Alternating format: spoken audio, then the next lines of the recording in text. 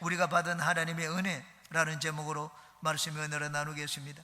예수님을 믿는 우리가 많이 듣고 또 많이 하는 말이 은혜라는 단어입니다. 우리가 구원을 받은 것이 하나님의 은혜입니다. 우리가 평생을 사는 동안에 하나님의 은혜로 삽니다. 하늘나라는 하나님의 은혜가 충만한 곳입니다.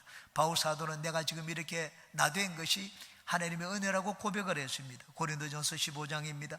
그러나 내가 나된 것은 하나님의 은혜로 된 것이니 내게 주신 그의 은혜가 헛되지 아니하여 내가 모든 사람보다 더 많이 수고하였으나 내가 한 것이 아니요 오직 나와 함께 하신 하나님의 은혜로다.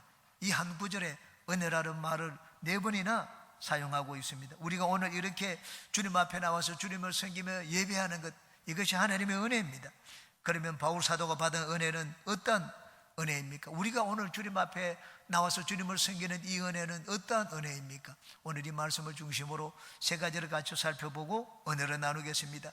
첫 번째, 긍휼의 은혜를 입었습니다. 한번 따라해 주시기 바랍니다. 긍휼의 은혜를 입었다. 우리는 심판을 받아 마땅한 인생들이었습니다. 과거에 지은 죄를 생각을 할 때 나는 하나님 앞에 100번 죽어도 마땅한 인생을 살았습니다. 그런데 하나님은 그런 내 죄를 묻지 않았습니다. 하나님을 알지 못할 때 지은 죄들을 다 용서해 주셨습니다. 13절입니다. 내가 전에는 비방자요 박해자요 폭행자였으나 도리어 긍휼을 입은 것은 내가 믿지 아니할 때 알지 못하고 행하였습니다. 세상 사람들도 이런 표현을 합니다. 상대방을 혼내주고 막 벌을 주고 싶은데 벌을 주지 않고 이런 말을 합니다. 인생이 불쌍해서 봐준다, 그런 말을 합니다. 하나님이 우리를 보시는 것이 그렇습니다. 우리가 불쌍하기 때문에, 우리 인생이 불쌍해서 하나님이 그냥 봐주시는 것입니다. 우리가 하나님 앞에 벌받지 않을 만큼 의로운 삶을 살았기 때문이 아닙니다. 하나님이 우리를 그냥 불쌍해서 봐주기 때문에 우리는 지금까지 살고 또 하나님 앞에 서게 되었습니다. 우리가 예수님을 알지 못할 때 지은 죄들을 하나님은 그냥 불쌍히 여겨주십니다. 예수님을 알지 못할 때 우리는 이런 죄도 짓고 저런 죄도 짓습니다. 우리 생각으로도 죄를 짓고 마음으로도 죄를 짓고 입술로도 죄를 짓고 우리 손과 발로 많은 죄를 지었습니다. 그런데 하나님은 우리가 말한 대로 생각한 대로 마음먹은 대로 갚지 않았습니다. 우리가 행한 대로 하나님이 심판하지 않으셨습니다.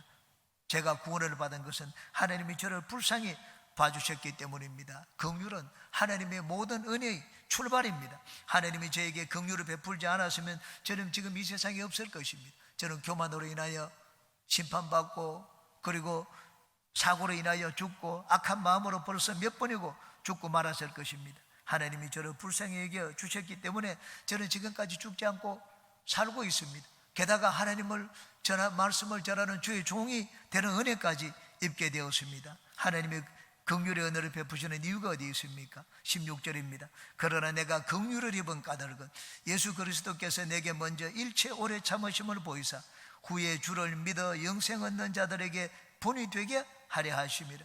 후에 주를 믿어 영생 얻는 자들에게 본으로 삼기 위해서 바울 사도를 벌하지 않았습니다. 바울 사도에게 긍휼을 베풀어 주셨습니다. 하나님이 바울 사도, 그 죄 많은 바울 사도를 구원하시고 또 하나님이 큰 은혜를 주어서 하나님의 종으로 삼았습니다. 그것은 많은 믿지 않는 자들, 뒤에 예수를 믿어 영생 얻는 자들에게 본이 되게 하려 함이라고 말씀을 했습니다. 저와 같은 처지와 형편에 있는 사람을 살리고 그들에게 소망과 용기를 주시기 위해서 하나님이 저에게 지금까지 긍휼을 베푸셨구나 하는 것을 느낄 수가 있었습니다. 수가성 우물가 여인은 가정적으로 문제가 있는 여인이었습니다. 남녀 관계가 자랑스럽지 않았습니다. 그런데 예수님은 그런 그녀에게 은혜를 베푸시고 많은 사람을 주님께로 인도하는 도구로 사용하셨습니다. 그렇게 하신 것은 그런 처지에 있는 자들도 주님의 은혜를 입을 수 있다는 것을 보여주시기 위함이었습니다. 하나님의 긍휼이 봐주시지 않는다면 주님 앞에 설 수 있는 자는 아무도 없을 것입니다. 우리가 오늘 주님 앞에 나온 것은 하나님의 긍휼 때문입니다. 믿지 않을 때 지은 죄들은 눈 감아 주셨기 때문에 오늘도 우리는 주님 앞에 나와서 기쁨으로 하나님을 예배하고 있는 것입니다. 하나님의 긍휼을 이기지 않으시면 우리 인생은 참으로 비참해집니다. 유대인들이 하나님을 반역하고 등지는 삶을 살자 하나님은 그들에게 긍휼을 베풀지 않겠다고 말씀을 하셨습니다. 스가랴 11장 6절입니다. 야훼가 말하노라 내가 다시는 이 땅 주민을 불쌍히 여기지 아니하고 그 사람들을 각각 그 이웃의 손과 임금의 손에 넘기리니 그들이 이 땅을 칠지라도 내가 그들의 손에서 건져내지 아니하리라 하시기로. 유대인 역사가 요세푸스가 있습니다. 요세푸스는 스가랴 11장 6절의 말씀, 하나님이 그들을 불쌍히 여기지 않을 것이다, 긍휼히 여기지 않을 것이다 한 이 말의 의미가 무엇인지 그 글에서 유대 전쟁사에서 설명을 해놓았습니다. 나중에 예루살렘이 함락될 때 그 예루살렘에 비참한 이 현실을 그 글에 이렇게 적어 놓았습니다. 그 글에 제가 일부분을 여러분에게 드리겠습니다. 로마군에게 예루살렘이 포위를 당했을 때 일입니다.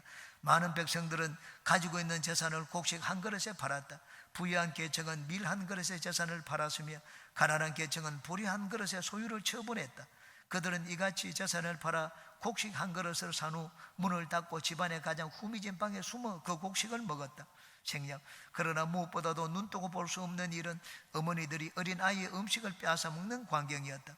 한편 예루살렘 성 안에는 마리아라는 한 여인이 있었다. 그녀는 모든 재산을 강도들에게 다 틀리고 목숨을 연명할 수 있는 식량마저 약탈자들에게 틀린 지 오래였다. 굶주림이 고통에 창자와 뼛속까지 미치게 되자 이제는 더 이상 음식을 찾아 나설 힘조차 없게 되었다.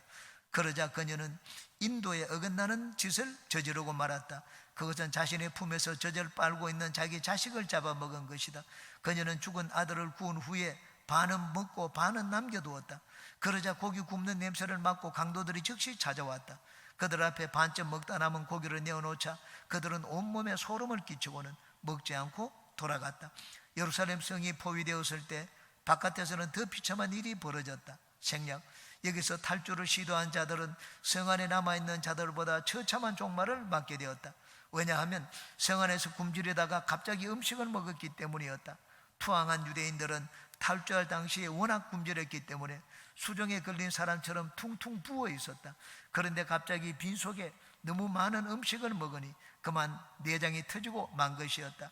한 수리아계 탈주자가 유대인들의 배설물에서 그 말을 찾아내다가 잡힌 사건이 발생하였다. 왜냐하면 강도들이 몸을 수색하여 강탈하니까 탈주할 의사가 있는 자들은 탈주하기 전에 그 말을 입안으로 삼키는 것이 통례였다. 수리아계 탈주자들에 의해 이 같은 사실이 한번 드러나게 되자 로마 진영에는 유대인 탈주자들이 그 말을 잔뜩 가지고 왔다는 소문이 삽시간에 퍼지게 되었다. 이에 수리아인들과 아라비아인들은 살려달라고 투항하러 온 유대인 탈주자들의 배를 가르고 내장을 뒤지기 시작하였다. 그리하여 단 하룻밤 사이에 무려 2,000명의 유대인 탈주자들이 죽음을 당하였으니 유대인이 이보다 비참한 비극을 당한 적은 결코 없었다. 하나님께서는 이 잡힐 양떼를 다시는 불쌍히 여기지 않겠다고 하셨다. 그래서 그 사람을 각각 그 이웃의 손과 임금의 손에 붙이리니 그들이 이 땅을 칠지라도 내가 그 손에서 건져내지 아니하리라고 하신 말씀이 이루어졌다. 여러분, 하나님의 돌보심과 보호가 어디에서 옵니까? 하나님의 긍휼에서 옵니다. 하나님이 나를 불쌍히 여기기 때문에 내가 오늘도 주님 앞에 이렇게 살아서 서 있는 것입니다. 내 힘으로 서 있는 것이 아닙니다. 하나님이 우리 스스로 힘으로 설 수 없다는 것을 아시기 때문에 하나님의 천사를 우리에게 보내주셨습니다. 내가 사고로 당해도 큰 사고로 당하지 않고 죽지 않고 사는 것은 천사가 나를 지켜주기 때문입니다. 하나님의 긍휼이 나를 떠나면 나는 일시에 무너지고 맙니다. 이스라엘이 애굽에서 구원을 받은 것은 하나님의 긍휼을 입었기 때문입니다. 바로가 하나님 앞에 놀라 어마어마한 심판을 받은 것은 하나님의 긍휼을 입지 못했기 때문입니다. 그러므로 우리가 하나님 앞에 나아갈 때 하나님의 긍휼에 호소하고 긍휼에 기대는 우리 모두가 되시기를 주님의 이름으로 축원합니다. 두 번째, 믿음의 은혜를 입었습니다. 한번 따라해 주시기 바랍니다. 나는 믿음의 은혜를 입었다. 하나님은 우리에게 은혜를 주시되 예수 그리스도를 믿는 믿음 안에서 은혜를 베푸십니다. 믿음은 하나님의 은혜를 받는 도구입니다. 14절을 보시기 바랍니다. 우리 주의 은혜가 그리스도 예수 안에 있는 믿음과 사랑과 함께 넘치도록 풍성하였다고 했습니다. 믿음이 있는 곳에 은혜가 있다고 말씀을 했습니다. 우리가 어디서 믿음을 얻겠습니까? 믿음을 얻는 길은 예수 그리스도입니다. 예수님은 우리 믿음의 창시자입니다. 우리에게 하나님에 대한 믿음을 주시는 분이 바로 예수 그리스도입니다. 예수님은 우리를 믿음의 사람으로 만들기 위해서 이 땅에 오셨습니다. 예수님이 오시기 전까지 사람들은 믿음으로 살려고 하지 않았습니다. 하나님 앞에 자기 의를 보이려고 했습니다. 자기가 잘난 것을 보여서 하나님 앞에 구원을 얻으려고 했습니다. 그런데 자기 잘난 것을 보여서 구원을 만한 사람이 이 세상에는 아무도 없었습니다. 모든 사람이 죄를 범하였기 때문에 하나님 앞에 설 수 있는 자가 없었습니다. 율법이 있는 자는 율법으로 말미암아 죽고 그것을 다 행하지 못했기 때문에, 율법이 없는 자는 율법이 없기 때문에 갈 길을 알지 못하기 때문에 죽었습니다. 사망 아래 있는 자들에게 예수님은 오셔서 우리에게 살 길을 보여주셨습니다. 내가 살 길이니 나를 믿으라고 말씀을 하셨습니다. 믿음의 길을 보여주셨습니다. 그러므로 이제는 누구든지 예수님을 믿기만 하면 하나님의 구원을 얻을 수가 있습니다. 예수님이 우리에게 보여주신 길이 바로 구원의 길, 믿음의 길입니다. 바울 사도가 은혜를 입은 것은 예수 그리스도를 믿고 예수 그리스도 안에서 살았기 때문입니다. 바울 사도만큼 예수 그리스도를 존귀하게 여긴 자가 없습니다. 그리스도를 알게 하여 바울 사도는 율법을 배설물처럼 버렸습니다. 그리스도 유익을 위해서라면 자기는 죽는 것도 좋다고 고백을 했습니다. 하나님이 바울 사도에게 넘치는 은혜를 베풀어 주셨습니다. 어떻게 바울 사도가 그런 은혜를 입었습니까? 바울 사도가 오직 예수 그리스도 안에서 살았기 때문입니다. 자기의 의를 모두 다 내려놓았습니다. 의를 구하려고 하던 그 삶을 완전히 포기했습니다. 그리고는 예수 그리스도를 믿는 믿음 안에서 살았습니다. 하나님이 누구보다도 놀라운 은혜를 바울 사도에게 베풀어 주셨습니다. 바울 사도가 잘나서 그리스도를 믿은 것이 아닙니다. 예수님을 알고 믿게 된 그것조차 하나님의 은혜였습니다. 하나님이 바울 사도에게 직접 나타나셨습니다. 그리고는 예수님이 세상의 구주라는 것을 확실히 믿도록 성령을 부어주셨습니다. 예수님을 믿고 구원을 얻게 되자 믿음이 무엇인지 바울 사도는 알게 되었습니다. 그래서 전적으로 예수님을 믿는 그 믿음으로 살았습니다. 그리스도 안에 있는 하나님의 모든 은혜를 바울 사도가 체험을 했습니다. 우리가 살면서 얻는 모든 은혜는 믿음으로 말미암는 것입니다. 예수님은 십자가를 통하여 우리를 위하여 모든 은혜를 다 마련해 놓았습니다. 내 손으로 수고하지 않고 내가 대가를 지불하지 않았지만 예수님은 내 삶에 필요한 모든 것들을 예수님이 대신 대가를 지불하여 마련해 놓았습니다. 내가 하나님 앞에 설 수 있는 의로운 뭘 얻는 대가를 예수님이 피로서 지불했습니다. 거룩을 얻는 대가를 예수님이 지불했습니다. 병고침을 얻고 건강을 누리고 부여를 누리고 영생천국을 얻는 그 대가를 예수님이 십자가의 피로 다 지불하셨습니다. 그러므로 이제 우리는 예수님이 피로 그 대가를 지불해 놓으신 그 은혜로 말미암아 오직 믿기만 하면 값없이 구원을 얻고 거룩도 얻고 성령 충만도 얻고 병고침과 건강도 얻고 부여도 얻고 영생천국을 얻고 누리게 되는 것입니다. 예수님이 십자가의 피로 값을 치르시고 우리에게 주신 오중 복음의 은혜를 받아들이는 길이 바로 믿음입니다. 예수님은 내 인생에 필요한 모든 것들을 십자가에서 다 지불하셨습니다. 내가 수고하여 얻는 것이 아닙니다. 하나님의 은혜입니다. 그 은혜를 얻는 길이 믿음입니다. 저는 어저께 밤새도록 말씀을 준비를 했습니다. 말씀을 준비하는데 밤새도록 비가 왔습니다. 비가 막 떨어지는 소리를 들었습니다. 여러분, 비가 떨어져도 그 빗물을 담기 위해서는 그릇을 준비를 해야 됩니다. 하나님의 은혜는 지금 이 시간대도 쏟아지고 있습니다. 온 세상에 예수님의 십자가로 인하여 하나님의 은혜는 지금도 그때부터 지금까지 미치지 않는 것이 없이 쏟아지고 있습니다. 하나님의 은혜를 받기 위해서 우리가 그릇을 가지고 나아가야 됩니다. 은혜를 받는 믿음의 그릇을 가지고 나아가야 됩니다. 하나님은 우리에게 큰 믿음을 준 자는 큰 은혜를 입고 작은 믿음을 준 자는 또 작은 은혜를 받습니다. 아브라함이 100세의 자녀를 갖게 되었습니다. 어떻게 100세의 자녀를 가질 수가 있었습니까? 믿음이 흔들리지 않았기 때문입니다. 로마서 4장 19절입니다. 그가 100세나 되어 자기 몸이 죽은 것 같고 사라의 태가 죽은 것 같음을 알고도 믿음이 약하여지지 아니하고 믿음이 없어 하나님의 약속을 의심하지 않고 믿음으로 견고하여져서 하나님께 영광을 돌리며 약속하신 그것을 또한 능히 이루실 줄을 확신하였으니. 네 번이나 이 구절에 아브라함의 믿음을 말하고 있습니다. 엘리야가 어떻게 마른 하늘에서 단비가 쏟아지는 은혜를 입게 되었습니까? 믿음으로 기도했기 때문입니다. 나만 장군이 그 나병을 어떻게 고침받았습니까? 믿음으로 요단 강물에 7번 그 몸을 담그었기 때문입니다. 바울 사도에게 나타난 놀라운 능력은 오직 예수 그리스도를 믿는 믿음으로 말미암는 것이었습니다. 예수님의 이름을 사용하였더니 죽은 자가 살아났습니다. 예수님의 이름을 사용했더니 사슬에 묶인 죄수가 마치 개선 장군처럼 높임받는 체험을 했습니다. 자랑할 것은 오직 예수 그리스도 밖에 없다. 예수님을 믿는 믿음밖에 없다는 것을 바울은 그 삶 가운데서 아주 생생하고 절실하게 체험을 했습니다. 그래서 여기 바울 사도가 고백을 하고 있습니다. 하나님의 은혜는 예수님을 믿는 믿음 가운데 넘쳤다.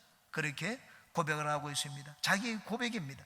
예수 그리스도의 십자가 은혜를 알고 체험하기 위해서는 그러므로 우리가 믿음으로 살아야 됩니다. 은혜의 비는 지금도 쏟아지고 있습니다. 그 은혜의 비를 우리가 받고 누리고 체험하기 위해서는 믿음의 그릇을 준비하면 됩니다. 히브리서 4장 16절입니다. 그러므로 우리는 긍휼하심을 받고 때를 따라 돕는 은혜를 얻기 위하여 은혜의 보좌 앞에 담대히 나아갈 것이니라. 담대히 나아가자는 말은 믿음으로 나아가자는 말입니다. 우리가 예수님을 알게 된 것이 하나님의 은혜입니다. 주님 앞에 구해서 얻는 모든 것이 믿음의 은혜 덕분입니다. 하나님께서 우리에게 믿음의 은혜를 주셨기 때문에 우리는 그 믿음으로 십자가의 모든 은혜를 체험하며 누리게 되었습니다. 그러므로 주님 앞에 나아갈 때 여러분 십자가 은혜를 체험하기 위하여 더욱더 믿음을 가지고 주님께 나아가는 여러분 모두가 되시기를 주님의 이름으로 축원합니다. 세 번째, 사랑의 은혜를 입었습니다. 한번 또 따라 하시기 바랍니다. 나는 사랑의 은혜를 입었다. 14절 다시 한번 보시기 바랍니다. 우리 주의 은혜가 그리스도 예수 안에 있는 믿음과 사랑과 함께 넘치도록 풍성하였도다.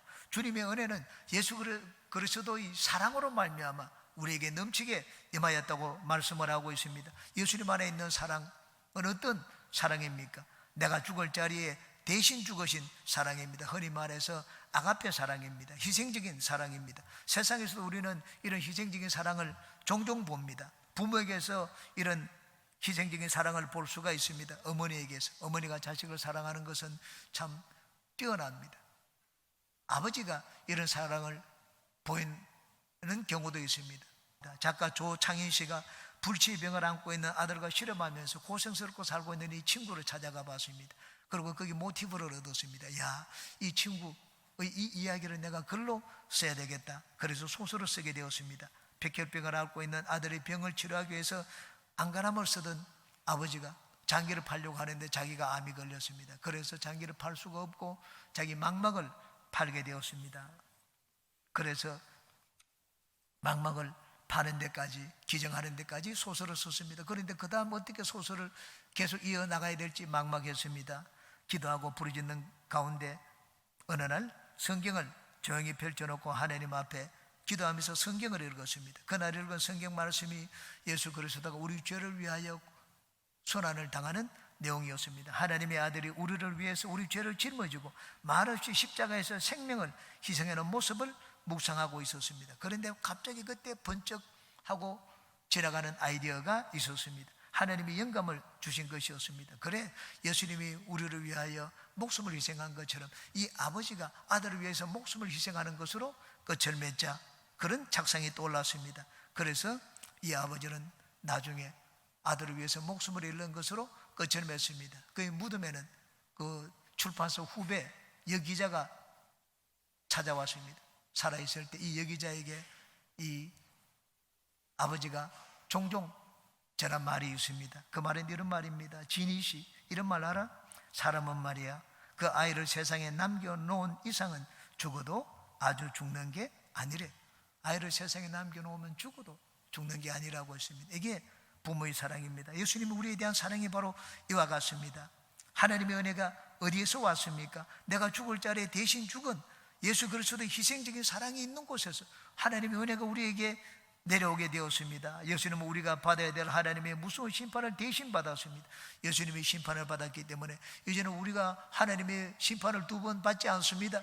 이제는 하나님과 화목하게 되었습니다. 하나님의 자녀가 되었습니다. 더 이상 원수지간이 아닙니다. 하나님을 아버지라고 부르면서 아버지 안에 있는 모든 좋은 것들을 유업으로 상속받게 되었습니다. 우리가 받고 누리라 하나님의 모든 은혜는 내가 죽을 자리에 대신 죽으신 예수 그리스도의 희생적인 사랑으로 말미암은 것이었습니다.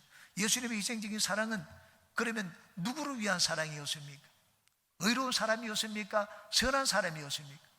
그렇지 않습니다. 죄인의 개수와 같은 바울 사도와를 위한 사랑이었습니다. 예수님의 사랑은 의인을 구원하러 오신 사랑이 아니라 죄인을 구원하러 오신 사랑이었습니다. 15절을 보십시오. 밑보다 모든 사람이 받을 만한 이 말이여 그리스도 예수께서 죄인을 구원하시려고 세상에 임하셨다 하였도다. 죄인 중에 내가 괴순이라. 이 말을 쉽게 풀어서 설명하면 이렇습니다. 야, 진짜 맞는 말이다. 예수님이 죄인을 구원하러 오셨다고 하는데 그 말이 거짓이 아니구나. 나를 보니까 나는 죄인 중에 괴수라고 했습니다. 바리새인들에게 예수님이 말씀을 했습니다. 왜 당신은 저 의로운 사람들과 같이 지내지 않고 창기와 세리들과 같이 지내고 그들과 함께 먹고 마시느냐 따졌습니다. 예수님이 그들에게 말씀을 하셨습니다. 예수께서 대답하여 이르시되 건강한 자에게는 의사가 쓸데없고 병든 자에게라야 쓸데있나니 내가 의인을 부르러 온 것이 아니요 죄인을 불러 회개시키러 왔노라. 하나님의 구원의 계획입니다. 하나님은 착한 자 선한 자를 위해서 희생적인 사랑을 베푼 것이 아닙니다. 하나님은 구원받을 만한 가치가 있는 자를 건지신 것이 아니라 건질 만한 가치가 없는 자를 건지기 위하여 이 땅에 오셨습니다. 그래서 예수님이 세리와 죄인들과 같이 지냈습니다. 한 번은 예수님이 바리새 시몬의 집에 초대를 받아 식사하러 가셨습니다. 그 집에 들어가자 한 죄 많은 여인이 따라 들어왔습니다. 예수님이 앉아 있는데 그 예수님의 발에 눈물로 발을 씻고 머리털로 그 발을 닦고 그 발에다가 키스를 하고 그 다음에는 향유를 깨뜨려 가지고 그 발에 부었습니다. 그 광경을 보고 있던 바리새 시몬이 속으로 몹시 불쾌하게 생각을 했습니다. 이 더러운 여인이 자기 집에 들어온 것이 불쾌했습니다. 게다가 이 더러운 여인이 거룩한 선지자 예수님을 만나는데 이 선지자가 아무 말도 하지 않고 이 여인을 물리치지 않는 것이 너무나 못마땅했습니다.